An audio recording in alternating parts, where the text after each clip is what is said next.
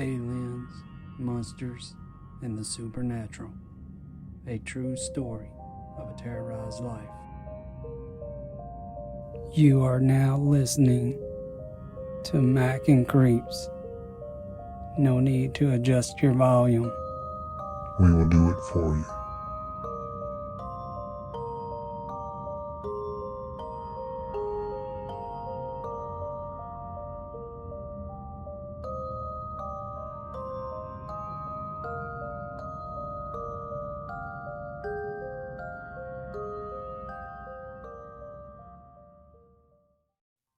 Ladies and gentlemen, you are listening to Mac and Creeps. And this is the next chapter. These brown entities are by far the most malevolent entities I have ever dealt with. I'm not saying the other species are not malevolent. I'm just saying that the brown aliens have an extreme apex mentality, and they are not shy about showing it. I felt myself many times over the years being grateful towards the brown aliens. Grateful for only torturing me and not ripping my family apart. I was never under any delusions of grandeur. I showed aggression very often towards my aggressors, but I learned in time, you do not F with the Browns. You will see my lessons learned for yourself as we progress. After my first encounter with the brown aliens, a steady trickle of encounters followed.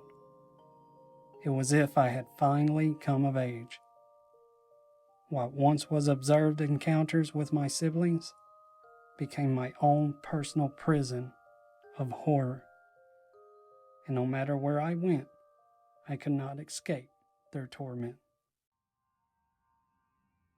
It has been a long year of visits from the otherworldly entities. I have grown used to their visits, and for the most part, I close my eyes until they are finished poking and prodding. I often think about what I would do if they didn't make me weak every time they came. I am spending the night with a friend, and I am about to get the answer to my question. My friend's family lives on a large farm on the outskirts of town. My friend and I fall asleep watching TV. We are sharing his bed. His head is down at my feet, and he's against the wall. My head is at the top of the bed, and I am on the outside edge. We are in his small room that is connected to the kitchen and his mother's room. I awaken to the typical 2 a.m. infomercials. For your money back.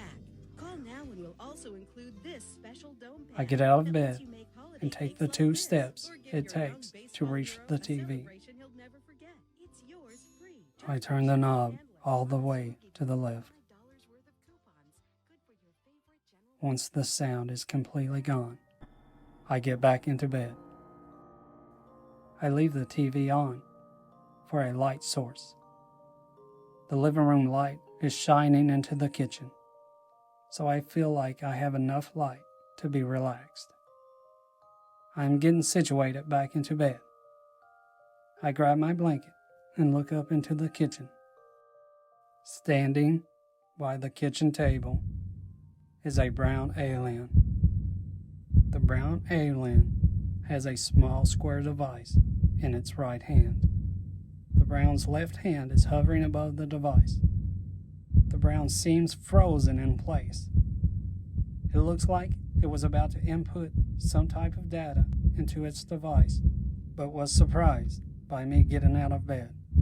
As I stare back at it, I somehow know it has been watching me since I got out of bed.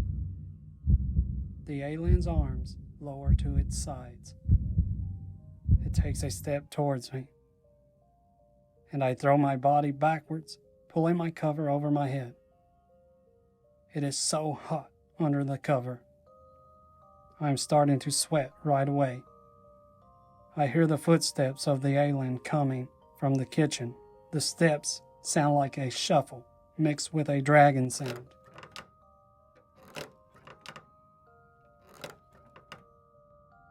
The footsteps stop right next to me.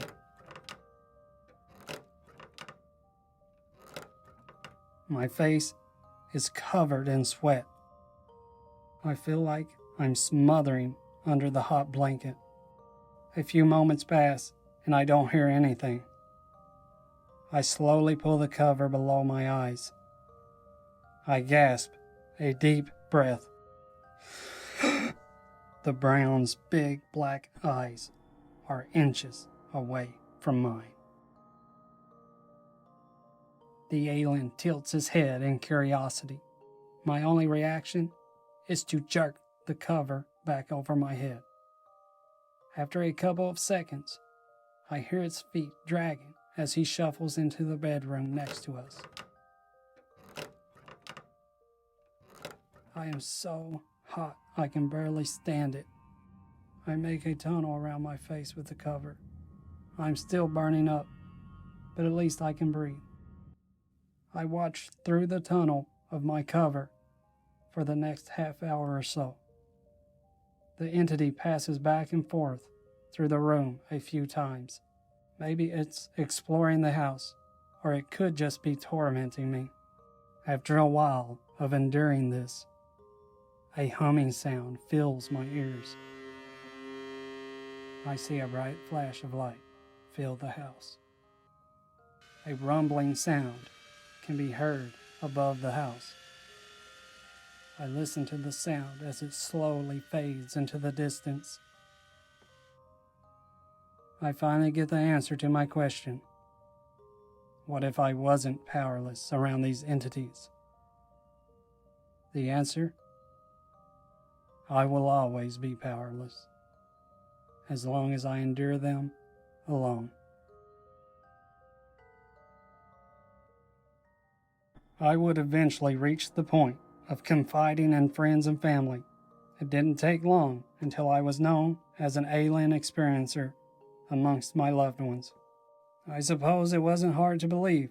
Anyone close to me eventually ended up seeing something for themselves.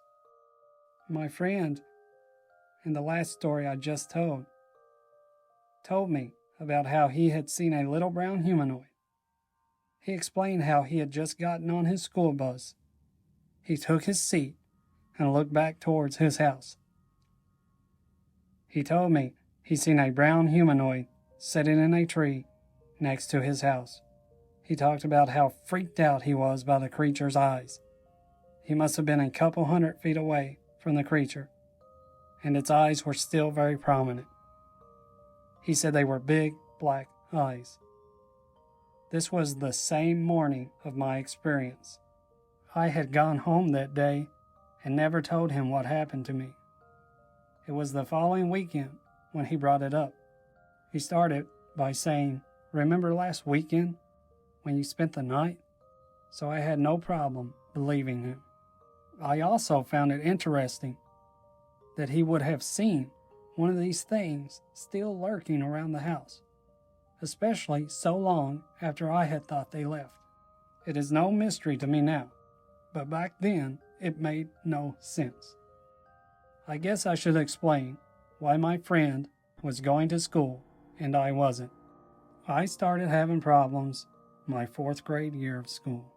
I didn't mind going to school, and I didn't mind doing schoolwork. What bothered me the most was being one of the poor kids in class.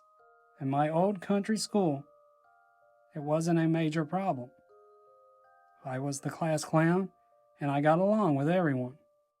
Nobody talked about the fact that I didn't wear name brand clothing. No one cared that I was the only kid in class that didn't have one of those cool trapper keepers. If you were born after 1990, you might want to look up what a trapper keeper was. So I was the poor kid in class, not to be mistaken with the smelly kid in class. I might have only had a couple pairs of pants and a few shirts, but my mother kept our clothes washed. She also made us bathe daily. So I am grateful that I was just the poor kid in class and not the poor, smelly kid in class. But it really never bothered me. I remember one day, my mother put long white socks on me. The problem was they were covered in pink and purple hearts. I begged her not to make me wear them. They are the only socks clean right now. Nobody will see them through your shoes, she said. Now the irony of this was our school field trip that day.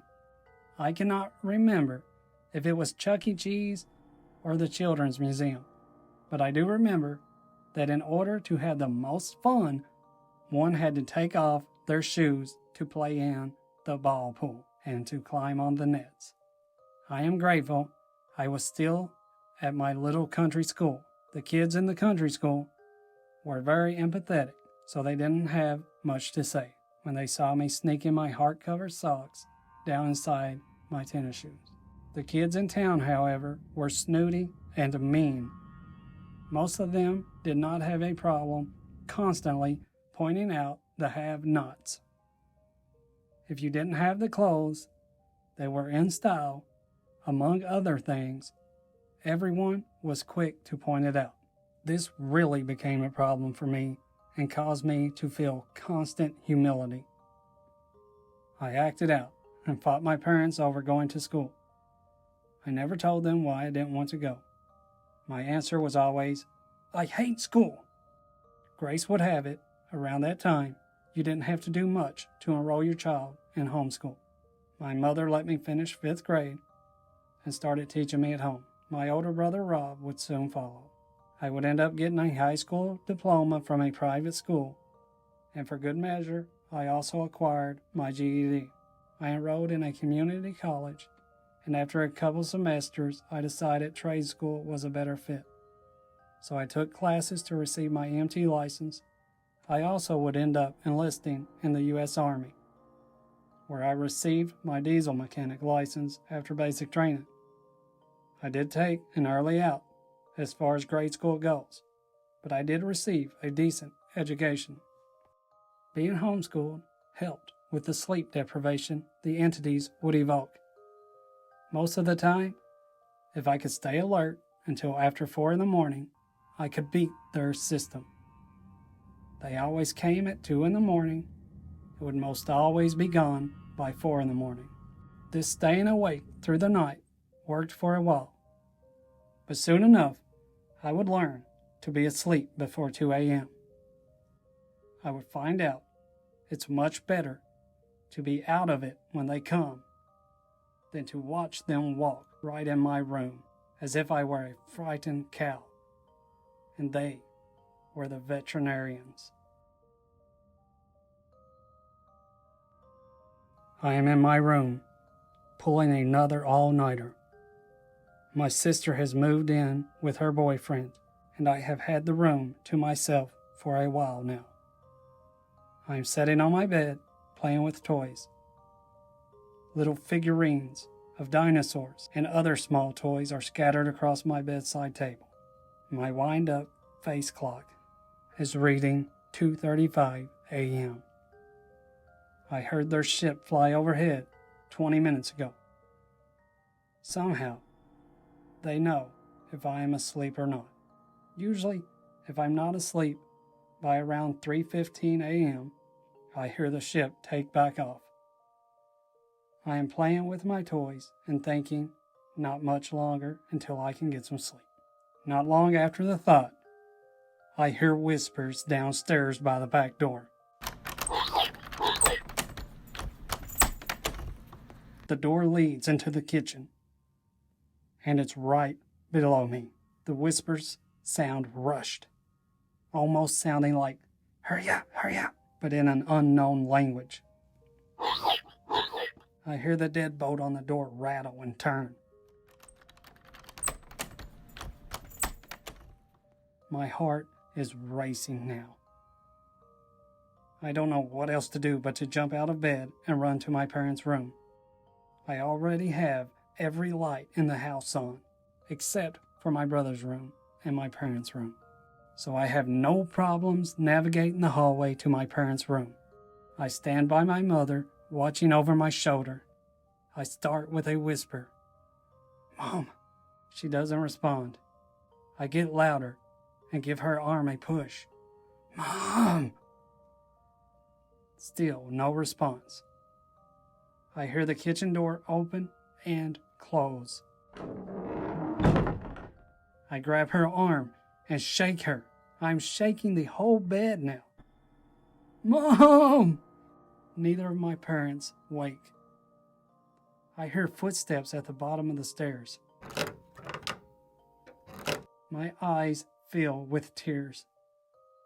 I don't want to lead them to my family, so I run back to my room. I look down the stairs as I run past. I scream in horror and sob loudly. My eyes are filled with tears, and I am grateful. The tears blur their faces. All I can see are the brown, blurry figures coming up the stairs. I run and jump in my bed. I am shaking uncontrollably. "Please, no! Please, no!" I say the words over and over. I start feeling dizzy as the first round makes the turn into my room. I feel my eyes roll back and my body go limp. After what feels like a couple seconds, I wake up, hearing the roar over the roof. I am lying lopsided in my bed, as if I was thrown into it. I wipe my wet face on my shirt and look at the clock. It says 3:55 a.m. I walk to my parents' room and lie down on their floor beside their bed. I must have finally dozed off. I wake back up and see blue daylight in their windows. Knowing the aliens are gone for sure, I go back to my room. I fall back to sleep, reliving the event. A feeling of despair washes over me, and I wonder if this is the life I will always have to live.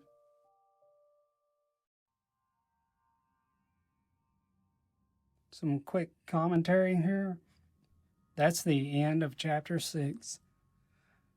And wow, as I read back through these stories, it's the same almost as when I was writing the stories. I mean, it was horrible when I wrote the stories. I mean, the trauma of that, reliving every experience, and I would get very emotional, and the empathy I have for that little boy that I was.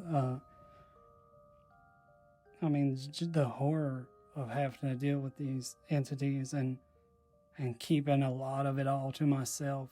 It would be days. Most of the time, I confided in maybe my mom or my brother or something, but not right away. I wouldn't tell anyone right away. It would be days before I would tell anyone about a major event like that. But, yeah, it's really something to read back over this, because I wrote these books about 2 years ago. This one here that I'm reading, I think maybe 3 years,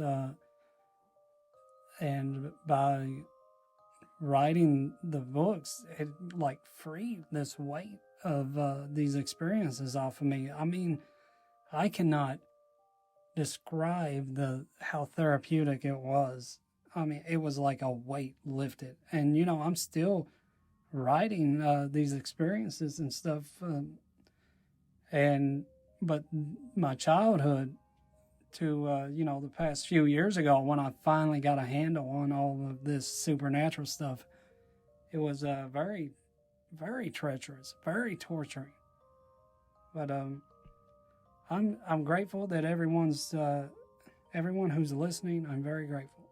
And I appreciate it.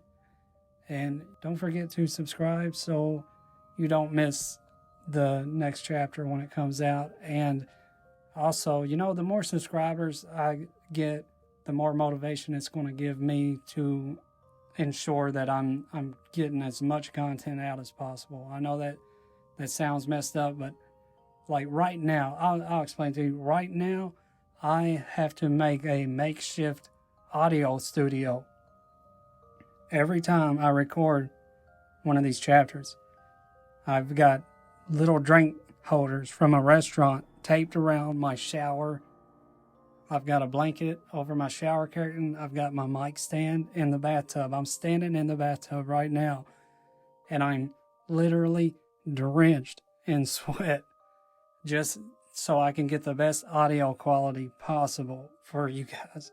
So, yeah, subscribes are awesome. I appreciate them. Like and share. Just, it takes a lot of work, and the only payment that I get from this is the joy of sharing my stories and the reaction and the subscribers from the audience. Thank you all so much. Ladies and gentlemen, you have been listening to Mac and Creeps. Be sure to subscribe for the next chapter. To delight you or your money back. Call now and we'll also include this special dome pan that lets you make holiday cakes like this. Or give your young baseball hero a celebration he'll never forget. It's yours free. Just pay shipping and handling. Plus, we'll give you over